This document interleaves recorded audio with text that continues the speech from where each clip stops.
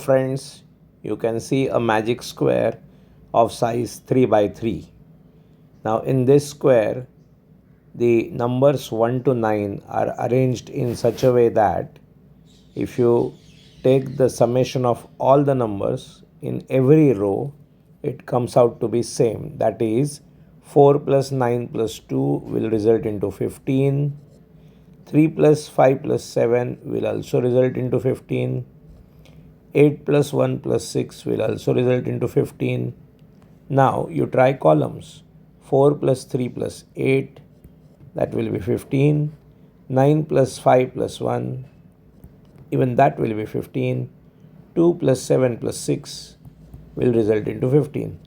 But not just that, you take both the diagonals, that is 4 plus 5 plus 6 will also result into 15, and you take another diagonal, that is 2 plus 5 plus 8, even that will result into 15. Now that is really a magic, but the thing is how to arrange these numbers without doing any trial and error. Well, for that we have a simple algorithm. Now let's see how the algorithm works. Well, to begin with, we'll prepare a 3 by 3 matrix, and now what we will do is we will take the first number, we'll go to the bottommost row and the middle column and we'll put it over there. Now the next number should be put into the next row, next column, but now we have to consider it as a folded structure. We are already in the bottommost row, so the next row will be actually the very first row, and the next column is obviously this column. So the next position for the next number will be this. After 2, see, this is the next row and the next column, but the next column is missing, so you have to go in this folded way. So next row, next column will be this junction, and therefore we will place 3 over here. Similarly, this position will now be next row, next column, but it's already filled, and in that case I have to come back to the original position where the 3 is present, and then in that case I have to go to the previous row and the same column. That is why we will put 4 over here. Now the next row, next column will be simple. Next row, next column will be simple, 6. Now next row, next column, well, that will be actually after folding, the next row will be the first row and the next column is also the first column. So this is the junction, but that is already filled. Therefore come back to position where the 6 is present. Now you have to go to the previous row and the same column. That is why 7 will be placed over here.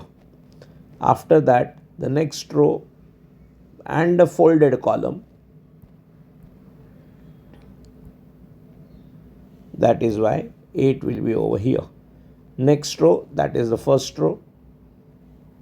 Next row, that is the first row, and the next column, and that is why 9 will be placed over here. Now what we will do is we will apply the same logic for 5 by 5 matrix.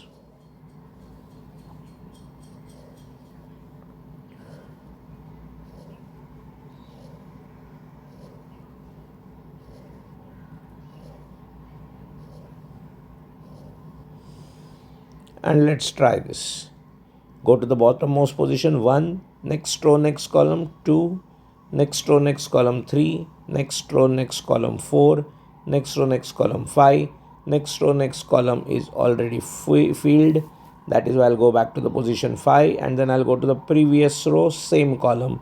That is why 6 over here, 7, 8, next row, next column, 9, next row, next column, 10, next row, next column is already filled. So I'll go back to the previous row, 11, then 12, then 13, then 14, 15, next row, next column is 11.